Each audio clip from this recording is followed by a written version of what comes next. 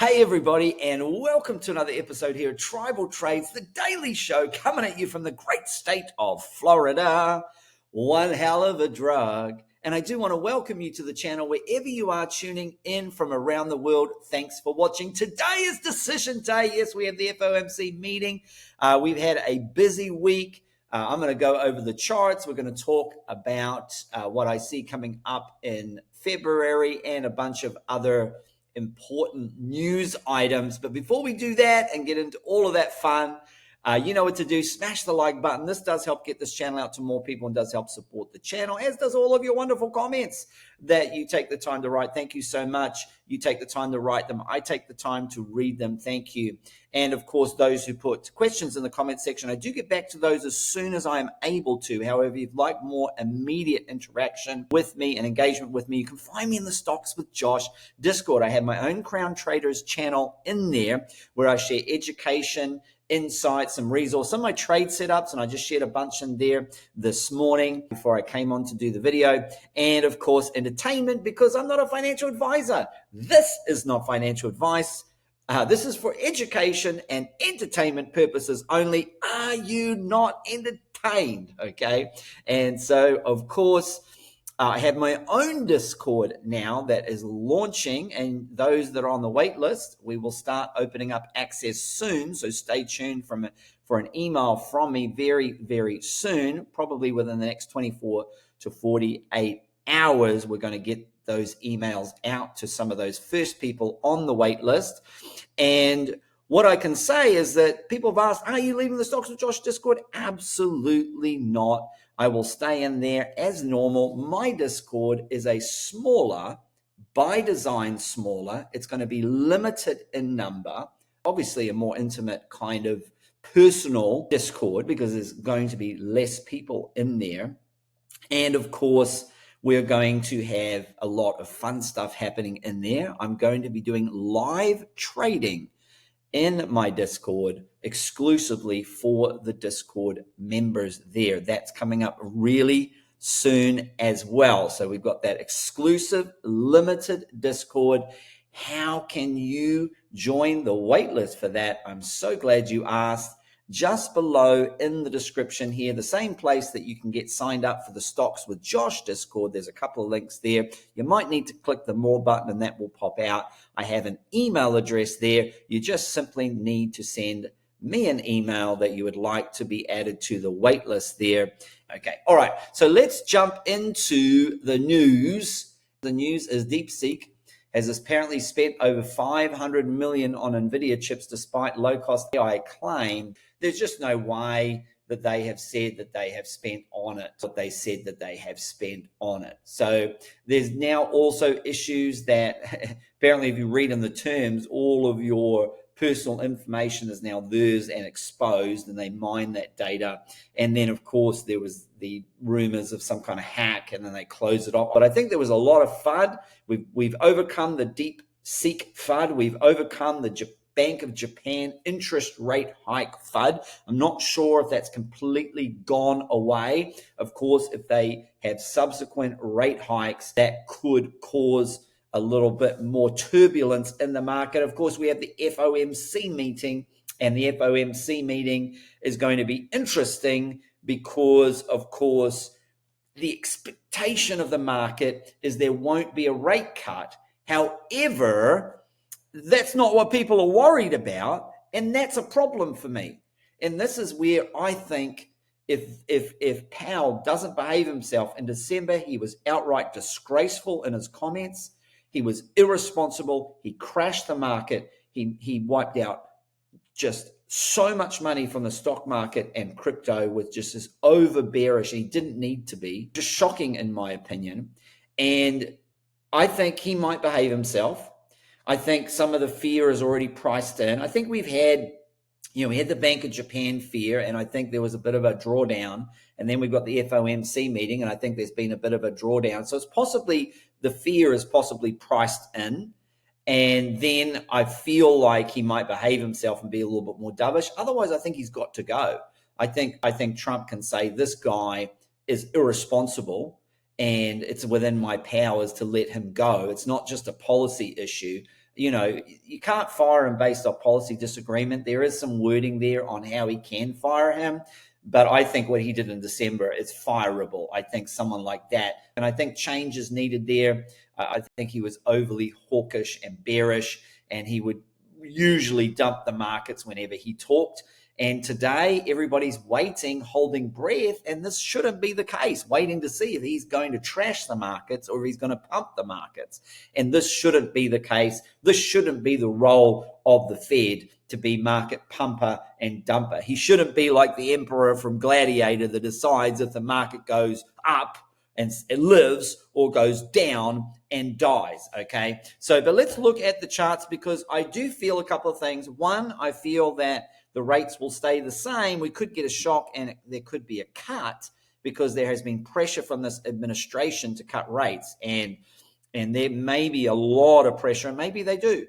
Maybe they create a shock, and that will absolutely pump the markets. That's not expected. That's not priced in, people. And it's going to send bags to the moon, okay?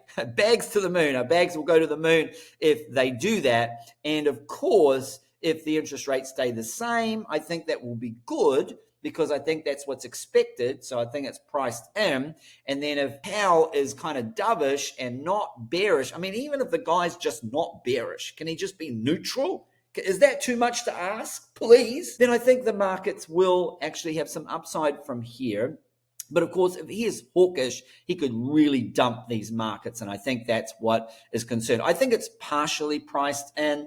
But I think if he's really hawkish, then the market could really, really take a dive to the downside. And we've seen that before in a post-halving year, when the market dumped down in around the 20-something, 23rd, 24th, or 25th of January. I've shared it on earlier videos. I'm not going to go into it again here. And of course, the market didn't recover until around the 22nd of February. It took almost a whole month to recover those losses. But then from the end of February to the end of March, it went up around, obviously Bitcoin went up 45, 50%, altcoins much more.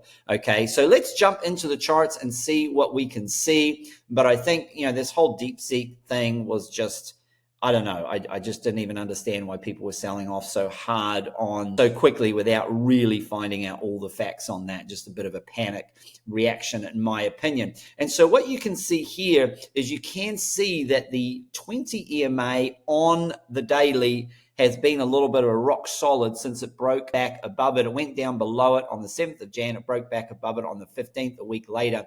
And we haven't really seen a close below it. So that has been some fairly good support. However, as I've said all along, we were trading in the range of this 90,000 to 100,000 range really for about 2 months.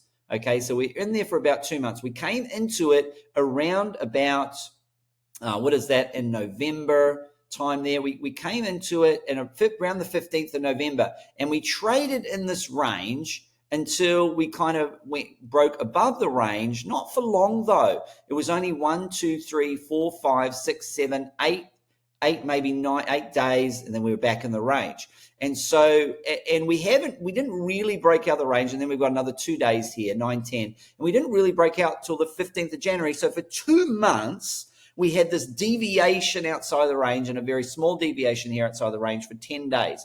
So we traded in this range for 2 months minus 10 days, okay? So almost 2 months. Now we are in what I would consider a new range, because we've had 1, 2, 3, 4, 5, 6, 7, 8, 9, 10, 11, 12, 13, 14, so 15, 16, so quite a few days outside of the range here, about 14 days by the looks of it, 2 weeks. So this, to me, now we are in a new range. And you can see this by the wicks here. 1, 2, we didn't even get down there. 3, 3.5, really. 4.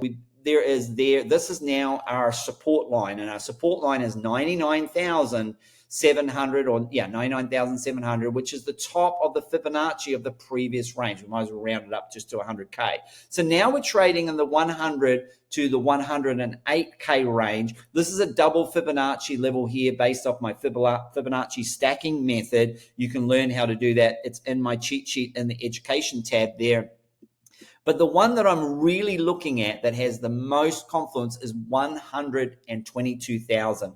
that is going to be an absolute barrier to get across. Look, we're struggling to get 108. And now, look, we have other Fibonacci's level, and we're going to create another Fibonacci level as well. If this ends up being the bottom here at 97, or around here, we're going to have a Fibonacci level that goes up, and we're going to see how many of those where there is confluence. But the yellow ones means there are more than one Fibonacci level. I've covered this before in previous videos, so please go back and see my Fibonacci video to explain. I'm not going to go into it here for the sake of time.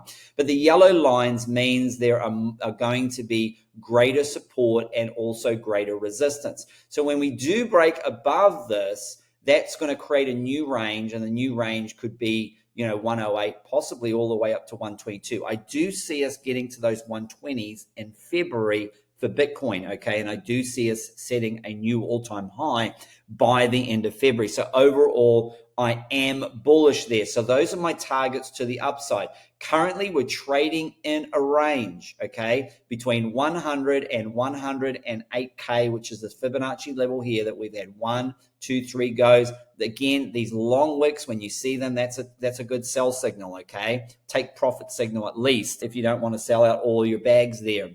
And then, of course, we've got that 113, 112, 113, 110. This is going to be fairly meaty to get through. So we've got a lot of resistance to get through. And then this is what I've got my target on. Of course, we've got the tribal trades trend line coming up there as well. And it's, again, we've had the tribal trades trend line providing support, one line to rule them all there. And to the downside, the risks are if we have a pretty bad FOMC meeting or something else fuddish comes out, we do have, of course, the 20 EMA, which would be very quickly lost today in that meeting if it goes bad. But we've got the 50-day moving average coming up to the bottom of the range around that 99, 100K, and we've got the tribal trades trend line. That's the 20 EMA on the daily. The 50 EMA coming up here, right there at that strong Fibonacci level at 97,900. And then, of course, if we had further capitulation, the 100-day simple moving average is sitting down at this Fibonacci level around 92,100, but not far below the 92,800.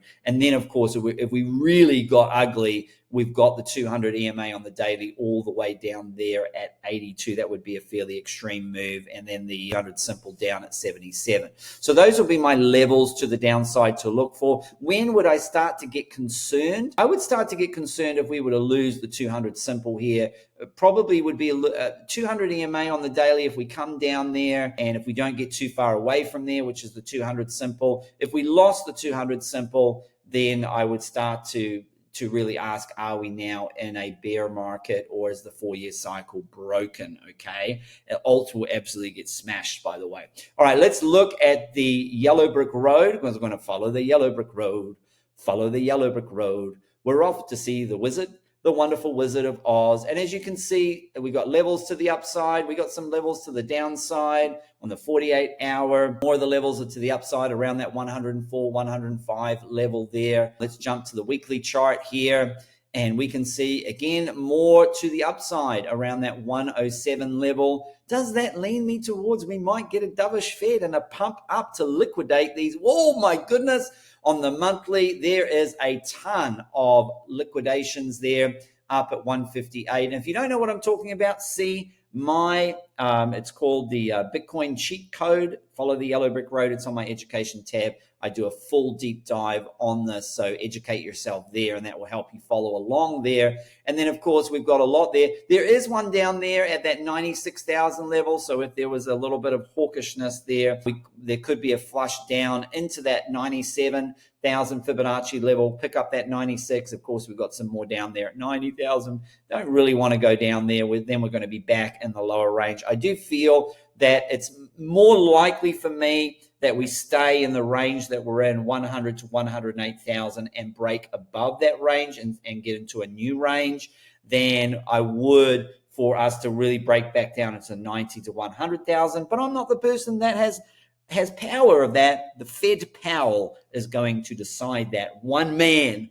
to rule them all really should be the title of this video, because he is ruling the markets every time he speaks. He does control the markets. That's a lot of power and responsibility there for him. Now, if we go to the 3-month time frame, just to finish off here, we do come and see that again, there is a lot, 280 million to 109,000. So I do expect Bitcoin to come up and tag that at some point, and I think sooner rather than later. Okay, that's all we have time for today. And as always, until the next episode, which is my altcoin show coming up soon, happy trading.